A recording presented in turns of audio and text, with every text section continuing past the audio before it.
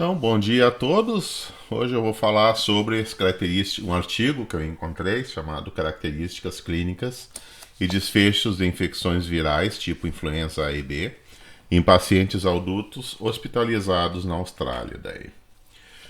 Esse artigo apareceu na BMC Infectious Diseases em 2020, então relativamente recente.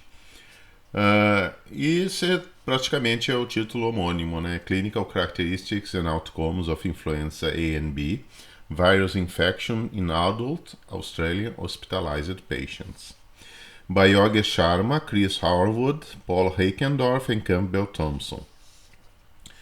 Então, os autores praticamente, eles fizeram daí um estudo, né, sobre as pessoas que foram admitidas a dois grandes hospitais assim, terciários na Austrália, que praticamente verificaram o que acontece com essas pessoas assim, depois de 30 dias de alta e como é que eles evoluem no ambiente intra-hospitalar, tentando classificar em termos de índices de morbimortalidade, índices de prevalência de um determinado patógeno, né, vírus, A ou B, e quais são assim as gravidades que eles têm.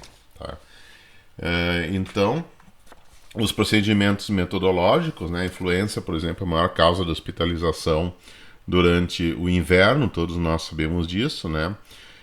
E você morre realmente da influenza, né? Você morre da gripe, né? Por causa das condições médicas adversas que vão aparecer em virtude da infecção propriamente dita no vírus. Então, em geral, na Austrália, em 2017, né, houve aproximadamente 29 mil hospitalizações nesse ano, com 745 mortes. Então, o índice de mortalidade é praticamente bastante elevado. Então, a influenza A, o vírus A, ele é praticamente mais comum assim entre jovens, né? Adultos, e o influenza B daí ele é praticamente 62% na Austrália. Então a infecção pelo vírus B ela é maior, tá? E os autores daí justificam daí o artigo, né, pelo fato de haver necessidade de verificar como que esses desfechos ocorrem aí em ambientes hospitalares, uma vez ser dada a confirmação da internação com o diagnóstico. Então, o que os autores fizeram praticamente? Eles fizeram um estudo retrospectivo, né, baseado em prontuário hospitalar, de janeiro de 2014 até abril de 2020. Os pacientes eram jovens adultos, né, acima de 18 anos, e pacientes idosos também, até 66 anos de idade, eles tiveram na amostra. Os dois hospitais terciários foram o Royal Adelaide Hospital, que tem praticamente 800 leitos, né, recebe em média 85 mil pacientes por ano. E depois o Flinders Medical Center, né, que tem 590 leitos. E atende aproximadamente 317 mil pessoas na periferia de Adelaide. Daí. O diagnóstico da influenza se faz, né, como qualquer vírus, a gente faz um swab nasal e orofaringe e procura daí por meio da reação da PCR, a encontrar a enzima da transcriptase reversa que é específica desse vírus. Tá? Então, fazendo PCR, a gente identifica. Então, praticamente a gente já está acostumado com essa técnica, porque é a técnica do diagnóstico da infecção pelo Covid você faz do mesmo jeito, só que o PCR é feito com a enzima polimerase específica para aquele outro vírus. Esse estudo foi registrado no Comitê de Ética e Trials, né, da ANZCR, que é a Australia and New Zealand Clinical Trial, e os autores fornecem daí um número do registro. Então a coleta de dados, ela praticamente foi feita em prontuário eletrônico, né, dentro do hospital, dos dois hospitais. Então, primeira coisa é procurar quem é que tinha o diagnóstico da doença, baseado nos sintomas na clínica e depois a confirmação pela PCR. Depois idade, sexo, índice de comorbidade de Charlson, que é basicamente o índice de comorbidade devido à influência de outras possíveis doenças. Isso aí se usa mais em países de língua países anglo-saxônicos, né, no qual Austrália e Nova Zelândia fazem parte. Se verificou também o tabagismo, né, o histórico de diabetes, que podem praticamente ser introduzidos como comorbidades. Depois as doenças pulmonares intersticiais, né, e praticamente o enfisema, que é a doença pulmonar obstrutiva crônica, que é a COPD, que praticamente os autores incluem, né, o enfisema propriamente dito, a asma brônquica, né, a DPOC, né, doença pulmonar obstrutiva crônica, e doença pulmonar intersticial, né, que daí engloba também outras comorbidades similares à doença pulmonar obstrutiva crônica, o antigo enfisema. Daí nós temos a doença renal crônica, né, também, que é outra coisa a ser observada, né, o paciente tem alguma comorbidade renal, tem que tirar isso das estatísticas, tem que fazer o controle para todas essas doenças que estão aqui apresentadas. Depois a presença de malignidades, por exemplo, de natureza neoplásica, no caso o câncer, ou tratamentos imunoterápicos também entra como malignidades. Nesse aspecto também tem que ser retirados estatisticamente da amostra. E o estudo tem que ser controlado para isso. E depois estudos renais, estudos hepáticos, né, estudos de possíveis coagulopatias, né, de origem cardiológica ou não. Então também foi feito exames de creatinina, proteína C reativa e as troponinas de alta sensibilidade. Tá? Então essa praticamente é a coleta de dados. Tá? Organizar dados em tabelas e fazer as estatísticas daí. Tá? Bom, as doenças que foram contraídas no ambiente intra-hospitalar, né, durante o tratamento, as pessoas acham que vão para um hospital, por exemplo, para ser tratado de uma doença, pode com certeza pegar outra coisa dentro. Então, por exemplo, pneumonia, falência respiratória, síndrome de estresse respiratório agudo, né, e a sepse são praticamente, né, a sepse é a disseminação hematogênica assim, de outros micro-organismos que não são necessariamente relacionados com o vírus. Então, isso também tem que ser tirado da amostra, né, estatisticamente. E, obviamente, se quer estudar os pacientes que entraram no hospital e saíram, mas que não pegaram outras coisas ali dentro. A definição da sepse, né, que é praticamente um fator de risco de morte muito forte em ambientes hospitalares, né, e que ainda é um desafio assim de evitar nesses ambientes, os autores entenderam como apresentando dois dos seguintes critérios, né? Então, primeiro, escala de coma menor que 13, escala de coma de Glasgow, que me dá o índice assim de gravidade daí da perda da consciência. A pressão sistólica menor que 100 milímetros de mercúrio e a frequência respiratória maior que 22 movimentos respiratórios por minuto, que normalmente aumento da frequência respiratória significa a presença de uma infecção pulmonar em nível de brônquio e alvéolo daí. Outros fatores assim de gravidade são os números de chamadas à equipe médica para ver o paciente ao leito. Então, se teve, por exemplo, mais do que 2 ocorrências que foi necessário chamar alguém para ver o paciente no leito, também significa uma comorbidade, indicador de gravidade de situação. Depois são as proporções de tempo de internação na UTI. Se o paciente tiver que sair do leito e ir para uma unidade de terapia intensiva para ser entubado, por exemplo, para poder garantir o aporte de oxigênio e sedação. E praticamente essa proporção também é um indicador de gravidade. Né? E depois nós temos a mortalidade e mortalidade fora do hospital. Por exemplo, o paciente saiu do hospital e dentro de 30 dias da alta ele foi ao óbito. Né? Ou então, por exemplo, uma readmissão hospitalar. O paciente foi há 30 dias, né? Saiu, por exemplo, do hospital e dentro desses 30 dias que ele saiu do hospital teve que retornar ao hospital por problemas respiratórios daí.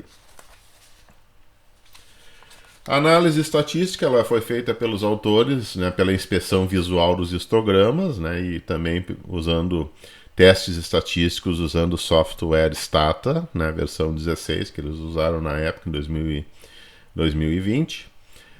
A comparação entre as características clínicas e os desfechos foi usando estatística do Q² e o teste exato de Fisher para as variáveis que poderiam ser incluídas de forma categórica. O teste T de Student, a soma dos rankings para variáveis contínuas, foi feito usando critérios bilaterais na distribuição normal com P menor que 0,05 como critério de validade. Os autores também usaram a análise da variância, né, para comparar as taxas de complicações, tempo de internação em UTI num período de 4 anos para esses pacientes internados na amostra, né? No sentido de determinar a virulência dos vírus, né, e como é que esses vírus ocorrem em diferentes estações do ano. Então, estudos australianos assim, eles são interessantes para a gente olhar aqui no Brasil, porque a Austrália está na mesma latitude assim que praticamente a região sul e sudeste do Brasil. Então, o que acontecer na Austrália em termos de estações do ano pode acontecer no Brasil também, porque eles geograficamente são duas regiões geográficas, né, essa porção na América Latina e Austrália, que praticamente tem a mesma climatologia ao longo do ano, assim, tá? E depois a regressão logística, né, ela foi usada para determinar os odds ratios, né, para mortalidade, de acordo com que a gente conhece já da epidemiologia, né, e fazer um ajuste para fatores de confusão, tipo idade, sexo, níveis de creatinina, com critérios de comorbidade e assim por diante, né, para fazer as remoções desses fatores aí que pode confundir os resultados. Então vamos ver os resultados, né? Os resultados praticamente, aqui tem um esquema, tá? Que praticamente 88,3% tiveram influença A e 11,7% influença B, tá? A prevalência anual da influença A na Austrália, né, versus a influenza B variou aproximadamente entre 74,9% e 95,1%. Enquanto que para a influenza B de 4,9% a 25,1%. Tá? E a maior prevalência sim, da influenza A foi praticamente 93,1% em 2016 e em 2018 a 25,1%, mostrando que aproximadamente esses vírus não aparecem em proporções constantes, eles podem variar ao longo do ano se a maioria das contaminações foram devido a um ou outro. A idade média, por exemplo, que você pode ver ali, né, é 66,5, mais ou menos 20 anos, né, e 52,9 dos pacientes foram mulheres, no caso. Os pacientes com a influenza B, eles tinham idades aproximadamente menores, né, então menos que 40 anos de idade, 21,3%. Enquanto que os pacientes com influenza A, 34,1%, eram mais velhos que 80 anos de idade. Tá? E não houve diferença assim, de sexo nessas estatísticas, tanto homens quanto mulheres contraíram do mesmo jeito, só dependendo mais da faixa etária do que propriamente o sexo daí. Tá? Aqueles pacientes que tiveram a influença A, eles praticamente tinham tendência a ser tabagistas, né? E os pacientes da influenza B eles já tinham estado mais avançados, por exemplo, de alguma infecção pulmonar, tipo doença pulmonar obstrutiva crônica, né, ou asma. Tá? São fatores de risco para contaminação viral também, são critérios de morbidade. Outra coisa que a gente pode dizer aqui da tabela, né, é que quando se faz comparação no ambiente intra-hospitalar, os pacientes que tinham influenza A e os pacientes que tinham influenza B, todos eles evoluíram para falha respiratória aguda, que praticamente é um quadro de unidade de terapia intensiva com o mesmo risco. Então, eles tiveram aproximadamente 3,3%, né, da influenza A contra 0,7% da influenza B, com P relativamente alto, 0,229. Então não houve diferença significativa dos dois vírus no sentido de levar o paciente do leito, né, para uma unidade de terapia intensiva. Também dentro assim, do quadro da população hospitalar, né, uma alta proporção dos pacientes que tiveram influenza B desenvolveram o choque séptico, então 3,8% da B versus 0,5% da A, com um fator P menor que 0,001. Tá? Depois de fazer os ajustes para as comorbidades que eu tinha daí mencionado anteriormente. Então aqui tem uma tabela que mais ou menos resume isso, né? Resume essas informações. E a gente pode ver aqui também, né, numa segunda tabela, que na realidade, depois de 30 dias que o paciente recebeu alta hospitalar, né, 4,7% dos pacientes que foram internados pela influenza A faleceram, tá? Enquanto que 1,2% apenas dos pacientes que tinham influenza B, e o P menor que 0,04. Tá? Então, com certeza, o que a gente pode dizer é que a morbimortalidade de pacientes de influenza A no pós-hospitalar excede os da influenza B. Tá? A gente pode pensar, então, em termos de curvas assim de sobrevida, né, para ver o que acontece com esses pacientes fora. A curva de sobrevivência de Kaplan-Meier, que está mencionada aí praticamente, mostra que não existe, depois de 30 dias que a pessoa está em casa, não existe diferença de morbimortalidade. Com um teste Q quadrado de 3,25 e P, por exemplo, de 0,07. Tá? Então, também não existe diferença assim, de readmissão hospitalar entre os dois grupos.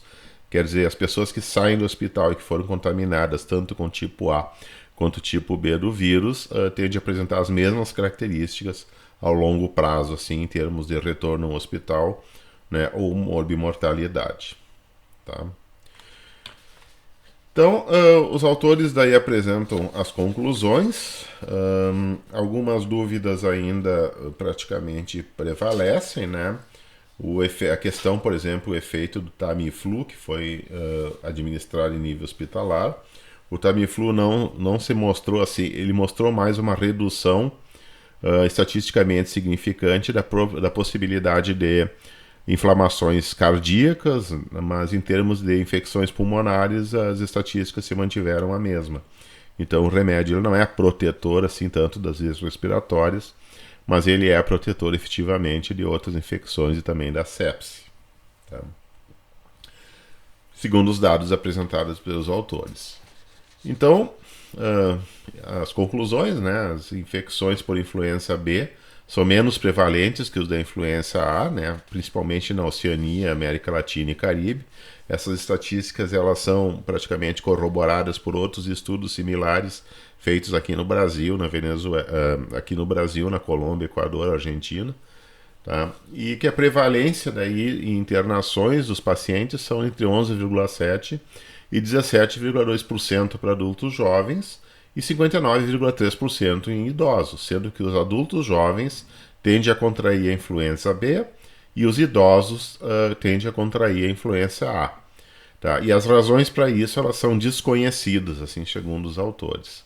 Tá? Não se sabe por que um tipo de vírus prefere mais idoso, enquanto os jovens estão o outro tipo do vírus daí. Depois de 30 dias de alta, né, 4,7% dos pacientes com influenza A foram ao óbito, então a gente tem aí um índice de mortalidade no pós-hospitalar e pós a administração do Tamiflu, em comparação com 1,2% da influenza B. Então, aparentemente, quem é contaminado pela influenza B responde daí melhor ao tratamento de longo prazo na internação depois da alta hospitalar e em ambiente daí da sociedade, ambiente comunitário. Enquanto que as curvas de Kaplan-Meier indicam sobrevivências similares para 30 dias, tá? Como eu já tinha falado antes. Ambas causas similares índice de mortalidade intra-hospitalar, tá? A e B em torno de 3,7%, né, praticamente 0,5%, mas o P vai ser em torno de 0,4%, então não existe diferença significativa de grupos, mesmo para prevalências relativamente baixas, assim, de péssimos resultados assim, no ambiente intra-hospitalar. A influenza B aumenta a proporção de choque séptico, né, com 3,8%, enquanto que para a influenza A é 0,5%. E aí realmente a gente pode definir os dois grupos com um P próximo a zero, né, menor que 0,001. O tempo de internação e UTI são similares, né, 7,6% para quem tem jovens adultos da influenza A e 8,8% para os adultos da influenza B, para os adultos mais idosos daí, tá? mas também são similares porque não se tem assim uma diferença estatisticamente significativa entre a prevalência das pessoas que estão no ambiente e tiveram que eventualmente evoluir para uma unidade de terapia intensiva. Ambas as infecções virais, elas são igualmente severas, assim, na prática, né? Não se pode dizer que um vírus é melhor que o outro, porque os riscos de evolução para pneumonia, para parada respiratória ou para sepsis são os mesmos. Tá? E aparentemente o Tamiflu ele não tem efeito protetor, é antibiótico terapia que vai resolver praticamente essa questão. Agora pensar o que os dados significam para nós, assim, aqui no Brasil, tá? Praticamente é questão de muita discussão. É isso aí por hoje, né? Um trabalho muito interessante que vale a pena ser lido, né? Que exemplifica bem as técnicas daí da epidemiologia aplicada não só à comunidade, mas a epidemiologia aplicada ao ambiente hospitalar, que é uma comunidade que já sofreu um processo de seleção. O fato de estar internado já significa uma seleção de amostra praticamente, né? Então, se gostou desse vídeo, né, clica ou curte o joinha, né, assina o canal para mais vídeos sobre ciência e clica o sininho daí para se manter informado todas as vezes que eu postar um vídeo novo aqui no canal. Um abraço para todo mundo, bons estudos e cresçam sempre.